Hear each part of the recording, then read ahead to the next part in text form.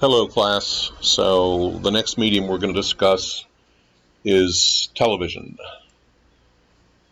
And that will be the end of our discussion of traditional media, after which we will finish our review of different media types by talking about digital media.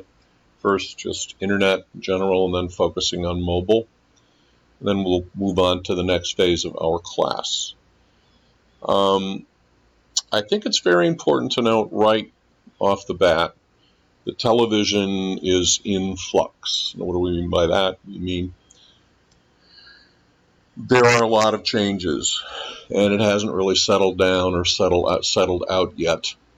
I mean, we talk about just about every other media type we've gone over. Out of is going digital, right? Out of home is applying digital technology via LED and LCD screens, both on highways and then in indoor areas, stores, gyms, malls, etc. Newspapers have websites now, and so people are moving from the strictly print copies of newspapers to websites. A lot of you in your media journeys with newspapers were like, "Oh my gosh, I picked up an actual newspaper, for the first time, like ever." And by the way, a lot of you said you kind of liked it, which was kind of nice to hear. Also, magazines, as we know, all have websites which hold their content. We talked about New York Magazine having these, I think, 5 kind of independent content websites, one of which is Vulture, and there's some other ones. And New York Magazine has just been purchased within the last week or so, you may recall, by an internet-focused content company. Radio moving to the internet with Sirius, with podcasts, and television, of course, is also moving to other devices. Video, visual, and sound content can be viewed on a variety of devices. So what is television? Is it a piece of large screen hardware in your living room or your den or your bedroom or wherever you have them? Is it the content? What is television? And our viewing habits are also changing very drastically. First we kind of just had these networks, 3 networks, and then more networks, and then the advent of cable, which took television from being something that was broadcast over the waves, the airwaves, like radio, to something that, yes, does use radio waves to go up and down from satellites, but also is hardwired into your home. Cable, and now smart TVs, and of course cable, by the way, before I finish with cable, opened up, dozens and hundreds of channels being possible, all kinds of audience segmentation being possible, including subscription services with especially good programming, which don't take any ads. The network model was ABC, NBC, CBS was completely ad supported, except for, of course, public television, which also came along, as did public radio, too, because the public and the government felt that everything was too commercial on television. We had to use those precious airwaves for something educational and more definitely positive for the public that was not ad support. Anyway, now we have the convergence of internet and video and the streaming services creating content, winning most of the Emmy Awards, and people no longer waiting to watch their programming when it's available, but deciding when they're going to watch their programming and what device they're going to watch it, and binging and watching every episode in a show the day it comes out, as opposed to going week by week by week by week. Anyway, lots and lots of changes in this landscape of television, and very much merged with internet and even mobile, and so it is in flux. Okay. So I've got a pretty simple agenda for today. I want to talk a little bit about free speech as a kind of a follow-up to the discussion that we're just kind of finishing up right now on the New York Times article concerning the safety of reporters and reporting in different countries around the world. And then we're going to talk about TV. So to kick us off with our talk about TV, I just want to have us think for a minute. I'm just worrying that you can't see this, so I'm actually going to try to move it over there a little bit. There we go. So you remember we have spent some time defining what is a medium, and a large and an extra large and a rare and a well done. And we said a medium was something in the middle of two other things. And walls are in the middle of two other things, aren't they? There's one side and the other side, and the wall's in the middle. But media are mostly to let information through, not to stop things from getting through. But anyway, so anyway, what is a medium? Is it a wall to write anything on that the whole world can read, where anyone can write anything that everybody can read? Is it a megaphone allowing you to say anything that the whole world can hear?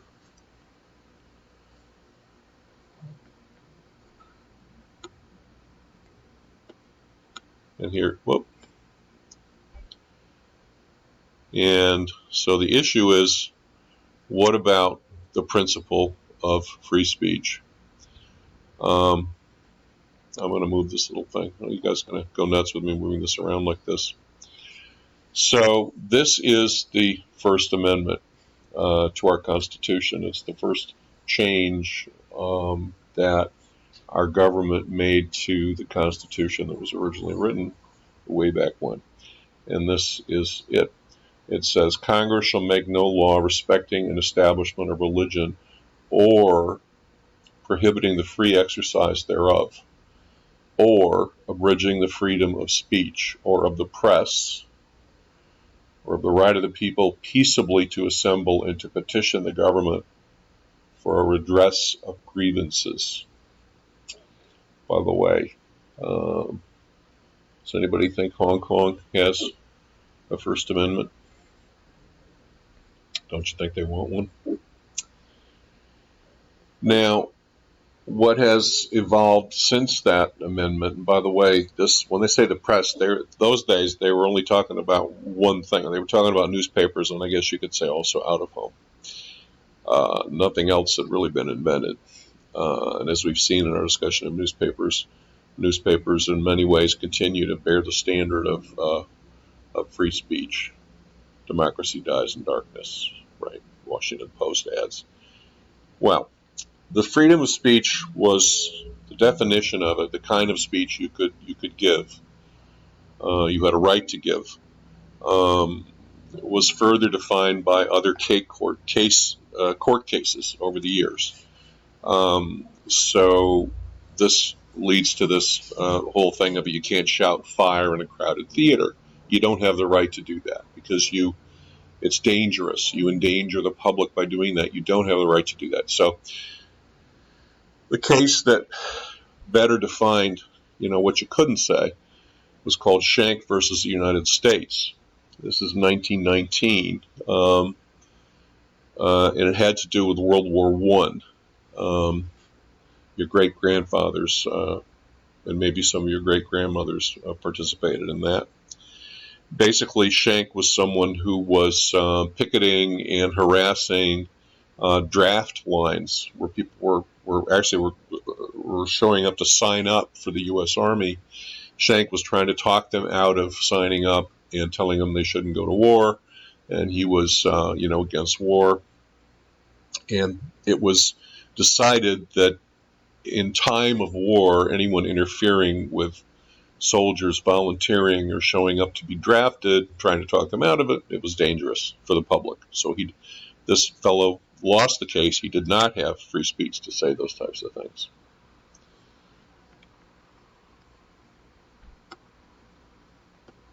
Try to get the page to change here.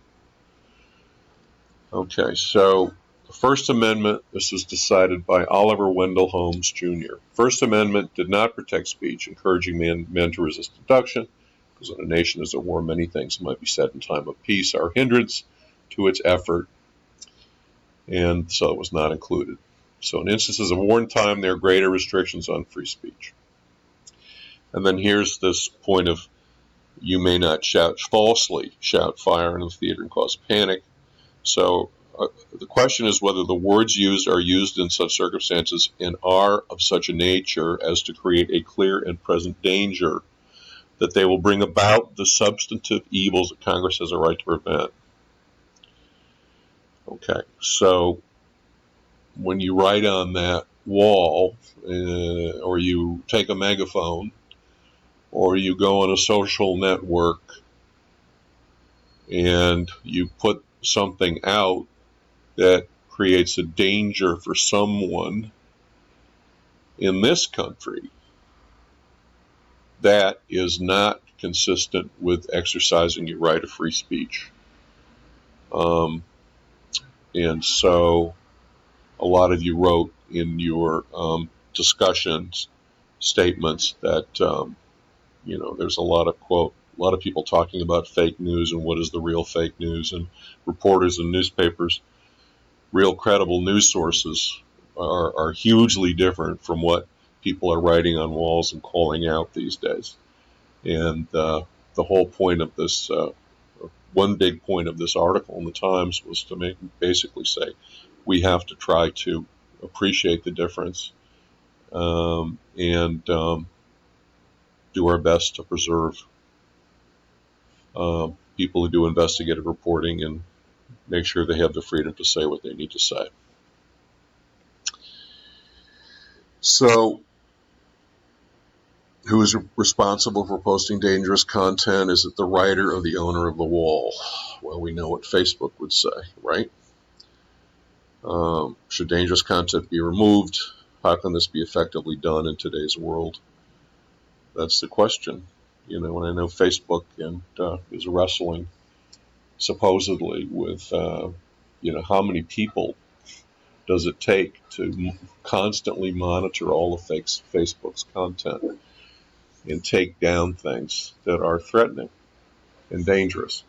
And how can they automate the process? If it's impossible to have enough people, what can they do to automate the process and look out for certain words, etc.? So all of that is being looked at very carefully.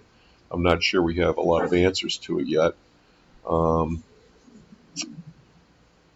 And it's a interesting spot. So I'm going to stop now. You're going to read this article, which I actually have as a separate link in the TV section of content, and then we'll pick up on the other side of the break, as they say.